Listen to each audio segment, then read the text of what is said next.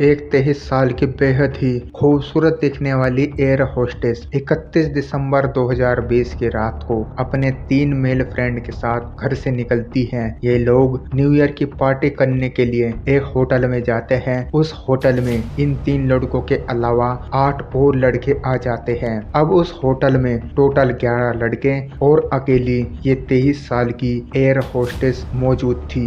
ये पूरी रात शराब पार्टी करते हैं। अगले दिन यानी कि 1 जनवरी 2021 को उसी होटल के कमरे के बाथरूम के टब से इस 23 साल की एयर होस्टेस की डेड बॉडी मिलती है। अब उस रात इसके साथ क्या हुआ था, उन 11 लड़कों ने इसके साथ क्या किया था, किस तरीके से इस पूरे केस का खुलासा हुआ, वही हम आज के इस वीडियो में डिस्कस करने वाले हैं। ये पूरा मामला है फिलीपींस की राजधानी मनीला का। साल 2020 का समय था। एक लड़की जिसकी उम्र 23 साल थी और वो पेशे से एयर होस्टेस होती है। दिन था 31 दिसंबर 2020 का। न्यू ईयर पार्टी के लिए 23 साल की बेहद ही खूबसूरत दिखने वाली लड़की अपने 3 दोस्तों के साथ घर से निकल जाती है। जिस वक्त ये अपने घर से निकल रही थी, इसकी माँ ने हालांकि मना किया था क्योंकि घर में सबसे छोटी बेटी थी। इससे बड़े 3 भाई बहन थे। माँ ने कहा बेटा आज बाहर मत जाओ, लेकिन उस लड़की ने अपनी माँ की बात नहीं सुनी और अपने 3 मेल फ्रेंड के साथ ये घर से निकल जाती है। ये लोग एक होटल में जाते हैं। वहाँ पर इन्होंने रूम बुक किया। उसके बाद उस होटल में 8 और लड़के आ जाते हैं। अब टोटल 11 लड़के उस होटल में हो चुके थे। इन्होंने वहाँ पर 3-4 रूम बुक किए हुए थे और इन 11 लड़कों के साथ अकेली लड़की वहाँ पर मौजूद थी। अभी यहाँ पर ये पार्टी करते हैं और जो न्यू ईयर का सेलिब्रेशन होता है वो करते हैं। अब ऐसे ही धीरे धीरे रात बीत जाती है। अगले दिन सुबह 11 बजे इन्हें होटल से चेकआउट करना था। इसके चलते 10 बजे के आसपास वो लड़की जो सबसे क्लोज फ्रेंड होता है वो लड़की के रूम की तरफ जाता है। वो लड़की को आवाज लगाता है लेकिन कोई भी आवाज अंदर से नहीं आती। वो अंदर जाकर चेक करता है, रूम में लड़की मौजूद नहीं थी। उसके बाद वो रूम के बाथरूम में जाता है और वहाँ पर वो देखता है कि बार टब में लड़की लेटी हुई है। पहले तो इसके इस दोस्त को लगा कि शायद लड़की ने रात ज्यादा शराब पी ली थी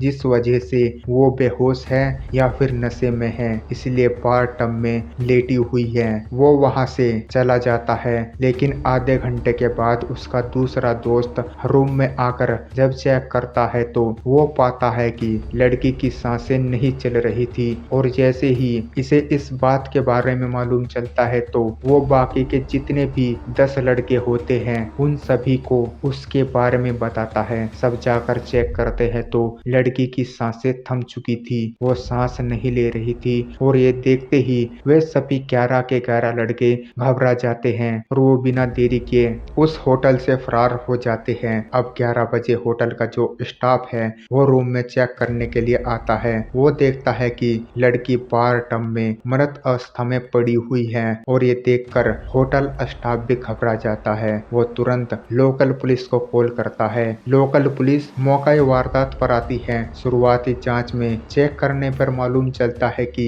लड़की के शरीर पर काफी चोट के निशान हैं। उसके प्राइवेट पार्ट पर भी कुछ चोट के निशान मिलते हैं। साथ ही एक पुलिस ऑफिसर नोटिस करता है कि लड़की के प्राइवेट पार्ट के आसपास सीमेन के कुछ अंश मिलते हैं। अब ये सारी चीजें देखने से लग रहा था कि कल रात को लड़की ने 11 लड़कों के साथ पार्टी की थी। इन्होंने शराब पी थी, नशा किया था। हो सकता है कि उसी नशे में उन 11 लड़कों ने इसके साथ हैवानियत की हो और उसके बाद इसे मार दिया हो। अब देखते ही देखते ये जो मामला है ये पूरी फिलीपींस में वायरल हो जाता है, क्योंकि ये कोई आम लड़की नहीं थी बल्कि ये एक एयर होस्टेस थी। और इस तरीके से इसकी मृत्यु पर जो वहाँ के लोग हैं वो आक्रोशित हो जाते हैं। वो जस्टिस की डिमांड करते हैं। अब इसकी बॉडी को पोस्टमार्टम के लिए भेज दिया जाता है और सबसे पहले उन 11 लड़कों की तलाश शुरू कर दी जाती है, जिसके लिए होटल के सीसीटीवी कैमरे चेक किए जाते हैं। उन कैमरों में देखने को मिलता है कि लड़की पहले 3 लड़कों के साथ इस होटल में आई थी। उसके बाद 11 लड़के यहाँ पर और आ जाते हैं। ये सब पार्टी कर रहे थे और उन्होंने 3-4 रूम बुक्स किए थे। तो रूम के सामने जो गैलरी होती है, उस गैलरी में ये शराब पीते हुए घूम रहे थे। कुछ लड़कों ने लड़की को गोद में उठाया हुआ था, कोई उसे किस कर रहा था। तो देखने से लग रहा था कि लड़की इनके साथ बहुत ही सहमत है और वो इनके साथ कंफर्टेबल थी। लेकिन उसके बाद सुबह उसकी डेड बॉडी मिलने से पूरा हड़कंप मच गया था। अब पुलिस यहाँ पर उन 11 लड़कों को बहुत जल्दी अरेस्ट कर लेती है। अरेस्ट करने के बाद सारे जो सबूत हैं, सारे जो गवाह हैं, उसके आधार पर उन्हें कोर्ट में पेश करना था। लेकिन इसी दौरान कुछ ऐसा होता है जो इस केस की पूरी रूपरेखा ही बदल देता है। दरअसल लड़की की जो पोस्टमार्टम रिपोर्ट है वो आ जाती है और पोस्टमार्टम रिपोर्ट में ये पाया जाता है कि लड़की के साथ दुष्कर्म नहीं हुआ था, यानी कि पोस्टमार्टम रिपोर्ट में ऐसा कोई साइन देखने को नहीं मिला था जिससे कहा जा सके कि इन 11 लड़कों ने लड़की के साथ कुछ गलत काम किया था।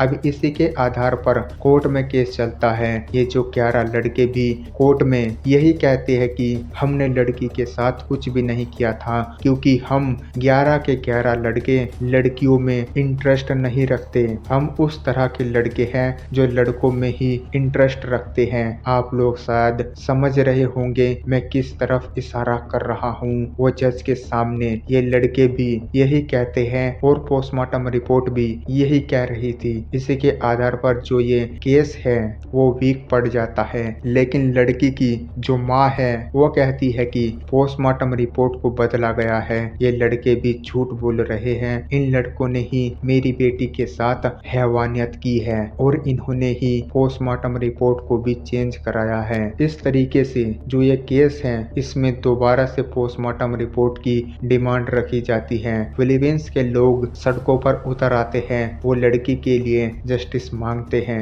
इसी के चलते पुलिस दबाव में आती है और लड़की का फिर से पोस्टमार्टम किया जाता है। अगली बार जो पोस्टमार्टम की रिपोर्ट है उसको पब्लिकली अवेलेबल नहीं कराया जाता, न ही किसी न्यूज मीडिया को दिखाया जाता है। ये केस हालांकि अभी भी फिलीपींस की कोर्ट में ही चल रहा था। अब यहाँ पर लड़की की माँ का कहना है कि जो ये 11 लड़के हैं इन्होंने ही उसकी बेटी के साथ उस रात दुष्कर्म करके उसकी हत्या की है। जबकि पोस्टमार्टम रिपोर्ट साथ ही जो पुलिस की जांच है और उन लड़कों का बयान ये कहता है कि उस लड़की के साथ उन्होंने कुछ भी नहीं किया, बल्कि जो उसकी मौत है वो नेचुरल तरीके से हुई थी। उस रात उसने ज्यादा नशा कर लिया था, ज्यादा शराब पी ली थी, इस वजह से उसकी मौत हो गई थी। तो ये थी उस लड़की के हत्याकांड के पीछे की पूरी सच्चाई। हालांकि ये केस अभी भी चल रहा है। इसमें जो जनता है या जो मीडिया वाले हैं सभी दो दो पक्ष में बटे हुए हैं। एक पक्ष का कहना है कि